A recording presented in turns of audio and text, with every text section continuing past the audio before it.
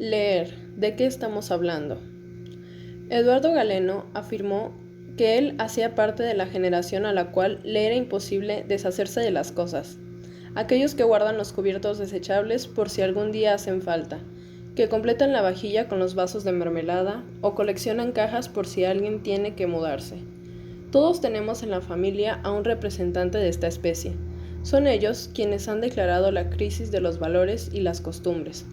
Bueno, también, vale decirlo, el mundo intelectual y académico afirmó que el sujeto estaba condenado y las verdades eran relativas. Es decir, el siglo XX y el XXI se definen por la angustia y el malestar de la incertidumbre. Este asunto de la crisis ha dado para todos los ámbitos y quizá el más popularizado es el de la crisis de la lectura, que para nada es nuevo, pues desde el siglo XIX los maestros anunciaban que la lectura estaba desapareciendo.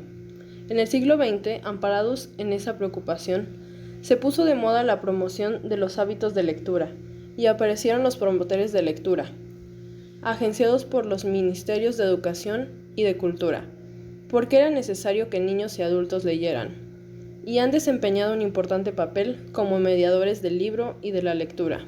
Son ellos quienes han establecido lazos entre la biblioteca y la comunidad. Han desarrollado estrategias como el burro lector o el bibliobús, para que el libro también sea visto como un producto de consumo cultural. El asunto con la promoción de los hábitos de lectura, o mejor, de las prácticas de la lectura, es que nos llevan a un cuello de botella, porque rara vez nos detenemos a pensar en qué consiste la tan mencionada crisis de la lectura. Y eso precisamente es lo que dificulta el trabajo de los promotores y maestros. Además, porque apenas estamos entendiendo que esas prácticas lectoras es indispensable desarrollarlas desde los primeros años de infancia, pues es entre los 0 y los 5 años cuando se debe iniciar la socialización e internalización de la lectura, porque allí reside nuestro primer ingreso a la cultura. Desde esos primeros cuentos, historias, relatos que escuchamos y nos lees en voz alta, se construye nuestro más profundo universo atesorado. Es cierto que algo se quebró en la historia de la lectura, que las prácticas han cambiado y que ya no leemos de la misma manera que una mujer del siglo XIX. Y esto es realmente lo que cambió. No hemos dejado de leer nunca. La gente sigue leyendo en las calles, en los parques, en las bibliotecas, en los salones de clases, en sus casas, en los buses. Y si así no fuera, periódicos como el Kyobo, por ejemplo, no se venderían.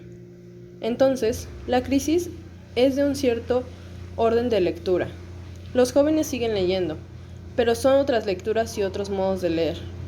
La historia ha demostrado que la lectura cambia, se refunda y crea nuevos públicos lectores. Estamos de acuerdo en que leer es intrigarnos, provocarnos y encontrar los indicios que nos permitan construir sentido para poder hacer conjeturas sobre el mundo.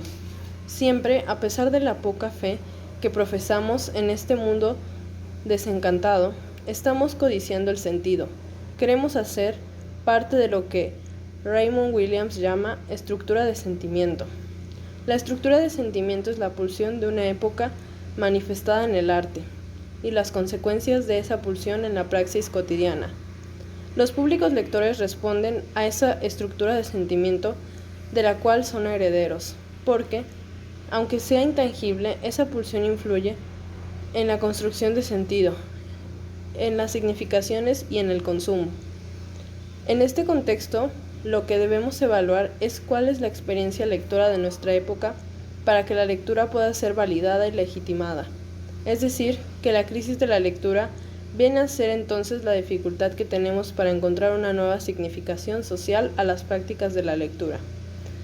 Graciela Montes afirma que es como si confluyesen por un lado un conjunto de ideas acerca de la lectura, bastante cristalizadas, resabio de la estructura de sentimiento de un momento histórico anterior, y, por el otro, un estado de ánimo, el correspondiente a la época en el que la práctica de la lectura no termina de encontrar su sitio. Hay un desencaje, el desencaje nos provoca desasosiego, y el desasosiego nos lleva a multiplicar los discursos, que, cuando cristalizan, se convierten en trampas. Ya hemos dicho que la lectura cambia, se transforma. Entonces, ¿por qué seguir insistiendo en que la lectura sea la misma, se lea de la misma manera y la posición del lector no se altere? La lectura siempre ha sido una llave para un pensamiento liberador o dogmático y domesticador. Sufre esa ambivalencia. Así, el lector se debate entre el dogma y la libertad. Desde cualquier orilla, un leer es significativo. Entraña sentimientos diferentes. Esa imagen del lector embebido en el libro, extasiado en la lectura y desconectado del mundo que alcanza la libertad del espíritu y el pensamiento, es la imagen que nos acompaña, a la que nos acostumbramos y extrañamos. Para este lector, la lectura tenía sentido, era parte indispensable de su vida, era respirar, era su mundo personal, lo convertía en un ser de universos autónomos. Esto es lo que extrañamos cada vez que decimos que la lectura está en crisis. La significación y la idea romántica de que la lectura nos salva y nos hace mejores seres humanos. A eso es a lo que le seguimos apostando. El problema es que, en este nuevo orden de lectura, confundimos masificación con significación, y las estadísticas nos dicen que Colombia es un país sin lectores porque compramos pocos libros. En ese afán entre el consumismo y la significación, se genera el culto al libro impreso y se satanizan las nuevas formas del libro, como si éste, a lo largo de la historia de la humanidad, hubiese sido siempre el mismo. El apocalipsis para maestros, escritores, editores, libreros, promotores, bibliotecarios y todos aquellos que se resisten a la idea de que nuestra estructura de sentimiento ha cambiado y con ella las prácticas y las maneras de ver y construir significado del mundo. Lo cierto en esta crisis es que la lectura está combinando. Eso nos lleva a la simple conclusión de que hay que refundarla, darle un sitio, relacionarla con la pulsión contemporánea.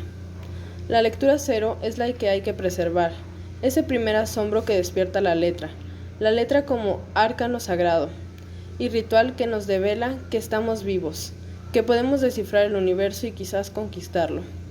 Esta es la lectura que no puede desaparecer y que la mayoría de las veces es reprimida en las escuelas y nos niega la perplejidad, el enigma. Vista así, la lectura es una actividad de por vida, en toda nuestra vida. Esto para nada es una intención de disminuir el valor de la escuela en la enseñanza. Pero lo cierto es que a pesar de la preocupación de la sociedad por el tema, la responsabilidad parece recaer en los profesores de español y literatura, escritores, editores, promotores de lectura y bibliotecarios. Esta, quizá, es la mayor dificultad a la hora de enfrentarse a la crisis de la lectura. Porque no entender que la lectura es un fenómeno transversal a todo el ejercicio cotidiano de nuestras vidas, le separa y la pone en un sitial de falsa trascendencia. Esta trascendencia de la lectura la aleja de un sitial natural y nos hace creer que es reservada para seres especiales alejados de lo cotidiano. Al contrario, la apuesta debe ser por señalarles a los niños y jóvenes que la lectura es una práctica a la que todos estamos espontáneamente abiertos. No vamos a desconocer que los textos proponen formas de lectura especializada y que esto ha generado un universo cultural complejo con un tipo de lector específico, el lector erudito. Y eso está bien, es necesario, pero la única alternativa para volver a instalar la lectura como una práctica vigente extendida es recuperar la necesidad básica de los seres humanos de descubrir el mundo y entender que la lectura y el libro son los mecanismos perfectos y no se contradicen con otros discursos. La respuesta no está en acusar a la televisión, a la internet, al cine o a los juegos de video. La búsqueda debe iniciar en entender cuál es la lectura de sentimiento de nuestra época, en la que es evidente que la lectura no está de moda, aunque estemos al tanto de las novedades editoriales. En este libro se condensa el acto de la lectura. Por eso es tan importante su adquisición, porque son las transformaciones materiales del libro las que nos enfrentan a las nuevas formas de leer, no es necesario asumir una actitud de secta ante nuevas tecnologías. Creo que las ferias del libro poco a poco han ido demostrando que el libro impreso está aún vigente, pero que es necesario exponer los avances en los soportes materiales. En este punto tenemos que acudir nuevamente a los profesores de todas las áreas y a los promotores de lectura. Las actividades de promoción de lectura se concentran en el hacer cosas, en leer por placer, un concepto de Roland Barthes que ha sido desdibujado y descontextualizado y terminó por convertirse en divertirse leyendo o leer cosas fáciles, divertidas y que no traten problemas, o leer cómodamente sentado en un almohadón, que también era una manera de aguionar la lectura al tono de la época. Es de suponer que unos textos hacían pensar más que otros, pero los que hacían pensar entretenían tanto y tan bien como los otros. En cambio, el mandato de lo divertido produjo un gran recorte en las lecturas y una homogenización que creó condiciones negativas a la práctica. Quizá el afán de equiparar la lectura a las nuevas formas de entretenimiento que ofrece la sociedad actual ha generado este tipo de características lectoras que bien se pueden resumir en leer por leer sin construir significados. Si es esto lo que agregamos, la ausencia de maestros y promotores lectores al programa es mucho más grave. Es difícil transmitirle al otro el amor por la lectura, por el libro, si quien enseña no hace parte de una comunidad de lectores y ha olvidado su relación primaria con la lectura. Creo que este es uno de los asuntos que entrañan mayor dificultad en la legitimación de la lectura en nuestra época. La insistencia en los hábitos de lectura, en leer por placer, es decir, por entretenimiento, ha terminado por despojar a la lectura de su carga de insubordinación y deseo. Si bien respondemos a un orden de lectura que es impuesto por los lineamientos generales de educación y que sustenta en la construcción de un canon indispensable conocer, la lectura nos permite la distancia y la rebeldía necesaria para subvertir ese orden.